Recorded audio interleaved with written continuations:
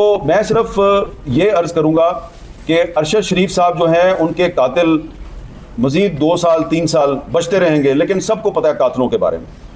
तो आज नहीं तो कल उन्होंने बेनकाब तो होना है। बेनकाब तो वो अभी भी है हमारे सामने, लेकिन वो दुनिया के सामने और अपनी फैमिलीज़ के सामने भी बेनकाब ज़रूर होंगे, इसलिए कि वो बड़े बेबाक हैं और उन्होंने अभी तक वो मैसेज डिलीट नहीं किया जो उन्होंने बैरिस्टर शुएब रज़ाक को भेजा था।